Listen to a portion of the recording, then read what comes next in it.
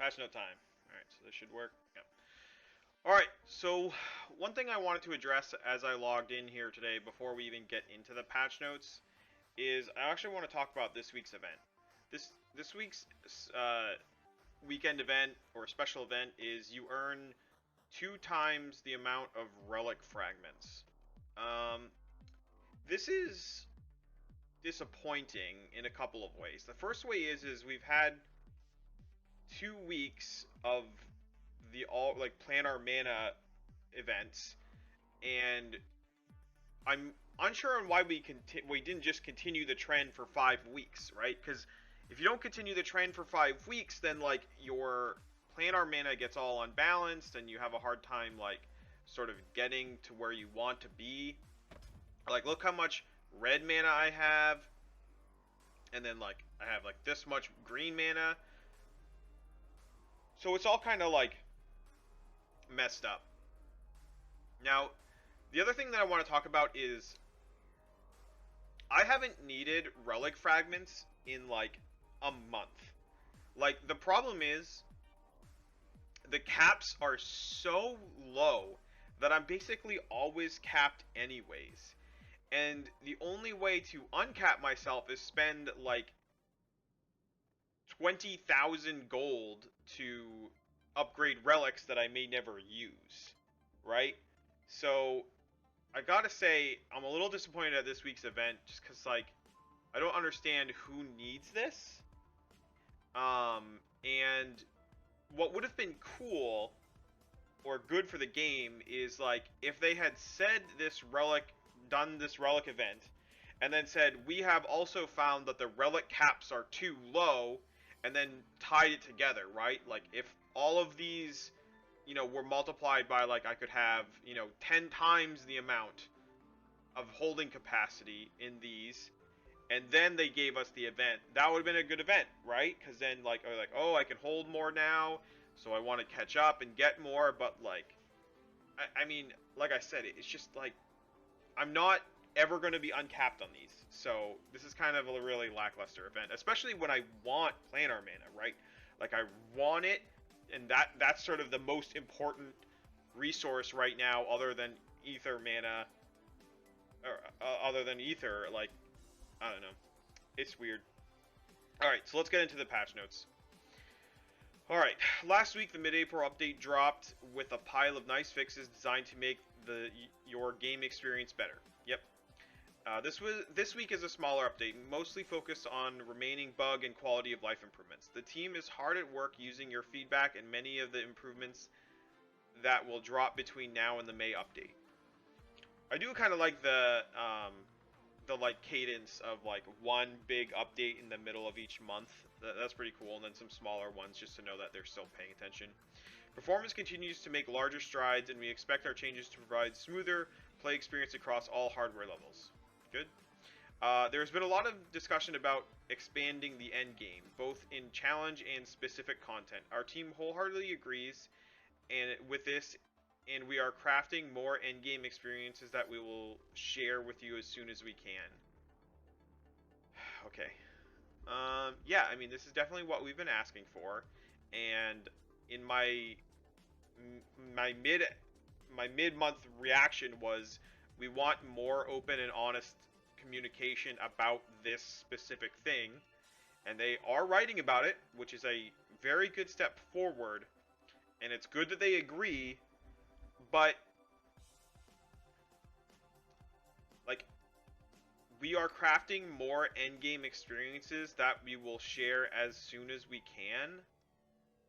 Like, that isn't a really good timeline when, like, we don't know, like, not a lot of people are playing the game anymore, and, like, how long are we supposed to wait, you know? This makes me very nervous. I just, like, some sort of time frame. What kind of end game are we talking about, right? Because, like, the game, like, launched, right, and the devs sort of thought that there was an end game, right? Like, that's the way that they seem to communicate. And, like, it ended up not being the end game that we as players wanted. I mean, it was an end game, yeah, sure, but like it wasn't what we wanted. So tread super lightly here, you know. And devs, if you're watching this, like, it's time, you know, we need it. All right, cool. We've also added chat command to completely mute the overworld ping while we add it to the game. Wait. We've also added a chat command to completely mute the overworld ping while we add it to the game options. Enter toggle regulatory ping into the chat client to disable the overworld ping if you want. Does this mean that they added it into our settings? No. Oh, I see. So this is saying that they gave us this while they're working on a fix. Okay, that's good.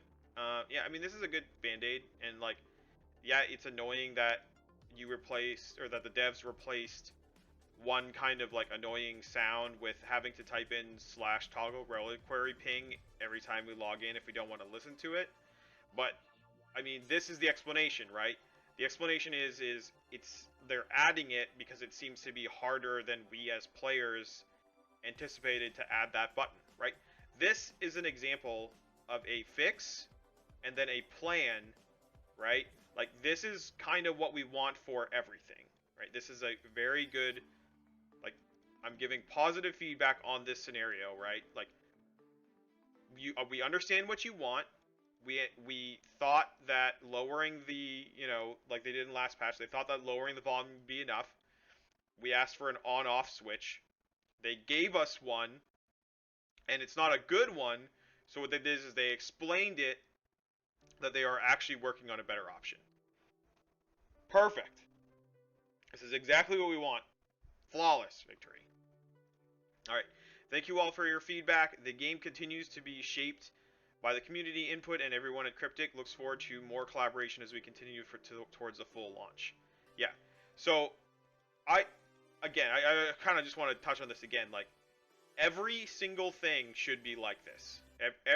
Like this comment should be like this comment, right?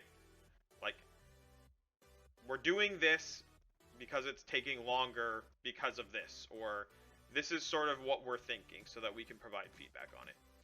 Alright, so let's look at the actual content here.